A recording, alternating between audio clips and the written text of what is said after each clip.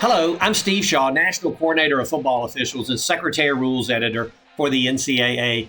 And today we're continuing our series of media videos for the 2021 season, and we're going to be focused on game action from the weekend of October 23rd.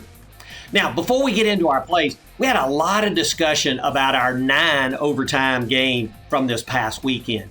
Now, remember, we had a rule change for this year all around player health and safety that once you get to the third overtime period, each team's possession series will be a one-play, 2-point try from the 3-yard line. So once we got to the third overtime, we started that process. We went from the third to the ninth. So that was 7 additional overtime periods, but we only netted 14 plays. If you look at the year before, each overtime period averaged 14.4 plays. So going to 9 overtimes was actually less plays than if we'd have just gone one more overtime period. And there was no guarantee that we would end in that next overtime period. So the rule is working as we wanted it to limit the number of plays to protect our players. And it was pretty exciting as well. So with that, let's get on into our plays.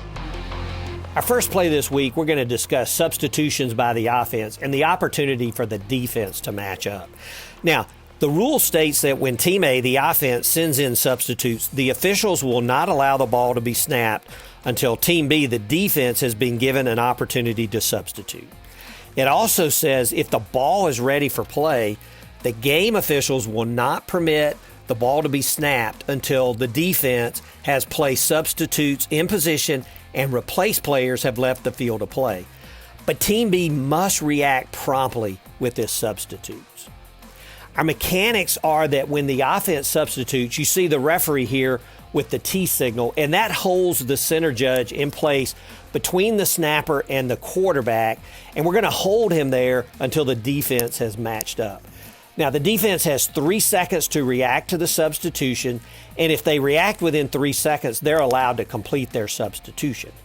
Now, the defense starts their substitution here with about 17 seconds on the play clock, and this should be plenty of time to complete their substitution. But we're going to see that the player coming in, he really doesn't hustle to position, and that's kind of marginal. But clearly, number 10 going out would not meet the promptly guideline for leaving the field. Now, they don't have to sprint, but they do have to hustle. So if the defense reacts promptly and the play clock expires, then it's a delay of game on the offense. But in this situation, the referee should release the center judge and allow the offense to snap the ball because the defense is not reacting promptly. And if the defense has 12 on the field at the snap, it's a substitution foul on the defense. Play 2, we see the quarterback drop back, looks downfield, and then he's going to take off running. And as he gets downfield, he's going to slide feet first, and then he's going to take a big hit from the defender. And we get a flag for a dead ball personal foul, late hit, but no targeting. Now, as we go back and take a look at the quarterback, we know that by rule, when the ball carrier slides feet first, the play is dead at the moment the backside is lowered. The player becomes defenseless, and the ball is spotted at that point. And so the hit by defender 23 here is late, clearly after the backside is lowered. And as we get a couple more looks, a lot of people may say, what's a defender to do here? He's already committed. Well, what the defender needs to do is pull up. There can still be contact here, but when the defender continues to go low and then strikes a blow, then this is a good call for a dead ball personal foul. And there's no targeting here as we see the defender, he gets his head to the side, and the forcible contact is not to the head or neck area of the defenseless player. So no targeting. Good job from that perspective. Play 3, we get a punt, and we're going to see that the kick is muffed by receiver number 15. And 15 is going to go back, pick up the ball, turn back upfield, and then he fumbles. And the ball goes free, and we see number 85 of the kicking team without a helmet is going to recover the ball. Now, the rule states that a player whose helmet comes completely off during a down may not continue to participate beyond the immediate action in which they are engaged. Now, we know if the ball carrier's helmet comes completely off, the play is immediately dead. But if any other player's helmet comes off, the ball remains alive. And if we go back and take a look at the action here of number 85, He was there at the muff, and then he and another player engaged, and his helmet comes off, and he's down on the ground. And that is really the end of his continuing action. And now we're going to see he gets back up, and he goes to recover the ball, and this becomes a personal foul for continuing to participate without a helmet. Now, the rule is there for player safety, really to protect the player whose helmet comes off. And this is very dangerous going into this action, recovering this ball at the bottom of the pile. Many things could happen there. He could easily be injured here. So this is a foul for continuing to participate without a helmet. Play 4, the quarterback's going to drop back to pass, and we get another tight pass fumble play, and the ruling on the field is going to be a fumble, and then we're going to see that the ball is recovered by the defense. Now, as we go back and take a look from behind the quarterback, this is pretty straightforward in that the ball comes loose before any intentional forward movement of the hand of the quarterback. So it's a fumble, and then we're going to see that the ball is recovered by number 1 of the defense. And this player that recovers the ball has lost his helmet, similar to our last play.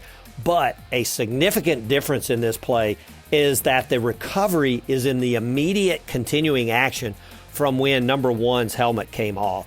So the recovery is legal, and there's no foul here. But finally, we do get a marker on this, a foul for number 7 of the defense pulling an opponent off the pile after the ball was dead. And so this is a dead ball, unsportsmanlike conduct foul by rule. Play 5, the offense is backed up, and they're snapping from their own 3-yard line. Now, the quarterback takes the snap, looks downfield, he's flushed out of the pocket, and as the quarterback is fighting for yardage, he throws the ball left-handed over his head, and the ball falls incomplete. Now, the crew comes together to discuss this unusual play, and ultimately they ruled that the quarterback was outside the tackle box and the forward pass landed beyond the neutral zone. So even though there was not a receiver in the area, there is no foul for intentional grounding. Now, the rule book has no specific form the passer must use in making a forward pass. It can be overhand, underhanded, or such as this, as long as it's thrown from a point in or behind the neutral zone and it is forward. So this play was a little risky, but it avoided a safety in giving up 2 points. Our last play this week falls into the category when you think you've seen everything in our game, just keep watching. So we get a field goal attempt, and the ball is going to hit the upright. It bounces back toward the center of the crossbar and is ruled good by our field judge and back judge. Now, let's talk about the rule concerning a successful field goal. The rule says a field goal shall be scored if the kick passes over the crossbar and between the uprights of the opponent's goal. Now, the key words are pass between the uprights. And so if the ball is higher than the upright, to be good, the ball must be completely inside the uprights. And it's worth noting, if the kick is higher than the top of the upright when it crosses the end line, it is not reviewable by instant replay. And so as we go back and take a closer look at this kick, it appears that the ball hits on top of the upright and then rebounds between the uprights. The rule didn't really contemplate a kick hitting exactly on the top of the upright, but based on the bounce here off the upright, it was just good football common sense to make this field goal good. But this is a very interesting twist on our field goal rules, and one that we'll have to talk about in the offseason. Well, that's it for our plays this week, and we really appreciate your time invested in this video.